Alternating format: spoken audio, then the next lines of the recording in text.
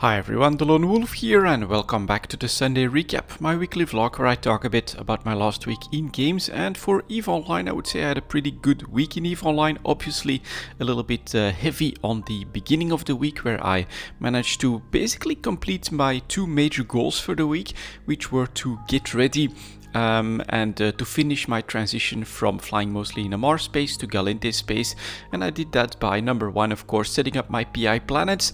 I ended up choosing Iona because that's where my main base of operations is, and the tax rate there is only 12%. I can definitely live with that compared to the 20 and then sometimes 25% that I had back in Dital, and we don't need to fly around too much in order to pick up our stuff.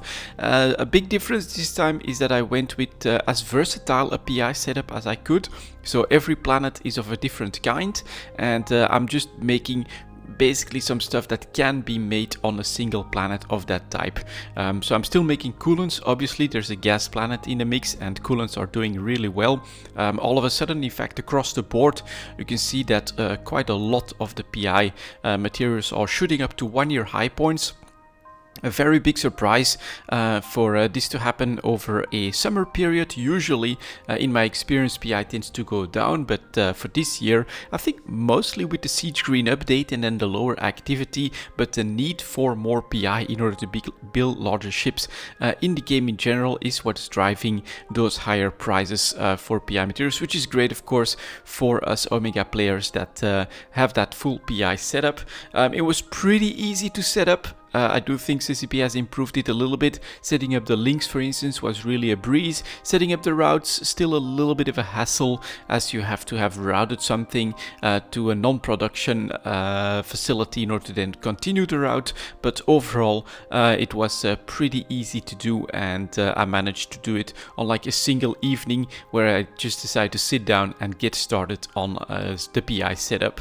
Another thing that I managed to do last week is to finish the BPO transition in order to get the BPC business to start running. I'm producing out of Algogil, which is a system not too far away from Iona, where there's an NPC station that has the research capabilities, and I transitioned the two final Dreadnought BPOs, so we're focusing on freighters, a couple of Orcasts, Dreadnoughts, a couple of carrier BPOs. That's what I've got there, so plenty of choice, and I can easily have my 10 jobs run producing BPCs. I also started selling those that I'd produced as a little bit of a test in the transition phase, and I have to say freighters are going like crazy. All of them selling for just below 20 million is what I set them at, just to be a little bit aggressive, and they sold like almost right away, so that's really good. Dreadnought BPCs not doing that well, and the Orca obviously lagging behind. In fact, we saw during EVE Talk that the Orca is still very expensive, and well, it's no longer the main meta for mining. So overall, it has its uses, but you don't need like a whole fleet of them in a single belt, and as a result, it has dropped off a little bit in how popular those blueprints are. But I only have 2 BPOs there, so I can't really overproduce by all that much. So just a pretty damn good week for me, getting ready for the launch of Path of Exile, which is of course what I did as well over the last week. Still eagerly awaiting what's coming next from CCP, so the faction warfare update. Hope that we get a dev blog, hope that we get more information, and then I kind of hope that my plans will bear fruit, that it will be very accessible, and that I can find something to do there in order to help out the Galente faction, which is the whole point of the move. Because in a Mars space, I personally really enjoyed flying around, especially even in this summer when it was very quiet. It just means that there's a lot of signatures, and I very easily managed to get a lot of good rewards for my exploration efforts. I'm already noticing in Galente space it is busier there. You're closer to Jida, you're closer to the Dixie, so it is a far more central place, and so anomalies are actually harder to find when I want to grab a couple of NPCs in order to get my skill points. Quite a bit of competition whenever I'm running anomalies. Someone else does tend to come in there. It makes for a different experience, which can also be quite interesting. So yeah, transition basically done in EVE Online. I am now flying in Galente space and doing some trading in Jeddah, and other than that, eagerly awaiting the updates from CCP. And that brings me to Path of Exile with the launch for the Calandra League that started on Friday. And we'll start with the good news on the technical side. For me personally, absolutely no problems, no crashes, everything is working very well. And then the not so good news, well, the league mechanic it feels really tough. Especially the rares sometimes are very punishing. The degens are really tough. You definitely need to have some defenses ready for that. And yeah, it's just overall a pretty difficult mechanic, but I personally am absolutely enjoying the process of building up the tablet in order to basically create your own dungeon on the Lake of Calandra, and you can make it as easy or as hard as you want.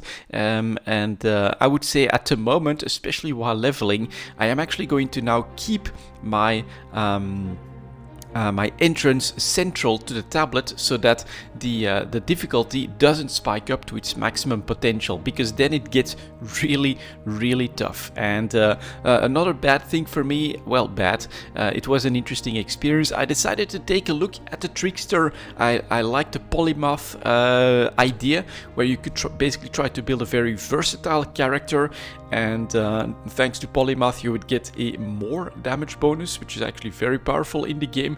And then you'd also get some defenses in the form of getting a percentage of both your life, your mana, and your energy shield back whenever you would kill an enemy. Definitely sounded pretty interesting, and so I built a Trickster around that would also have like versatile damage, that would also do some poisons and bleeding, trying to combine that. There is synergy there in their masteries as well on the tree, but I'm really struggling with that character at this point. I think I'm level 63 or something like that on that character. Definitely an interesting experience, but the defense is basically lacking for how difficult especially the league content is.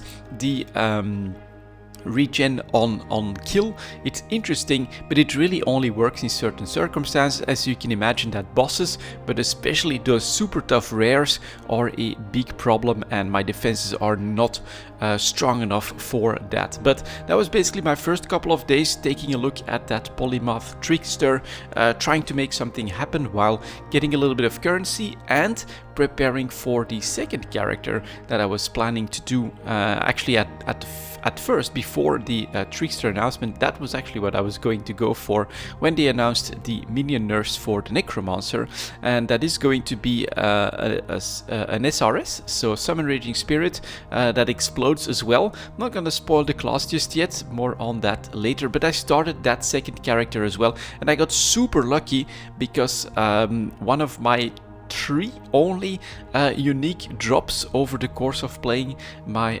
polymath Trickster was the helmet for SRS, and that's super powerful. All hits ignite, lots and lots of damage.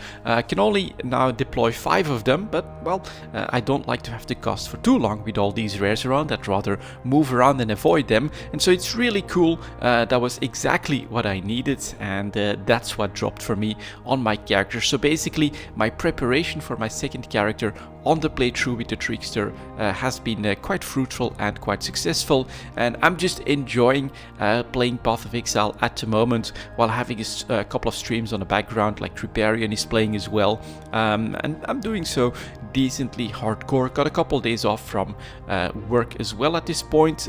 More an accident, not exactly that I took vacation because of the league, but I vacation planned. League drops just before a little bit of vacation, so I'm definitely going to play some more Path of Exile, exploring my next character, and I've got some more planned as well, because there are some cool options with a couple of those reworked uniques that could be fun to play as well. So yeah, at the moment that's actually the focus, of course, considering that I think we'll see more updates for EVE Online after the summer. This late summer is going to be focused on playing Path of Exile, the Lake of Calandra.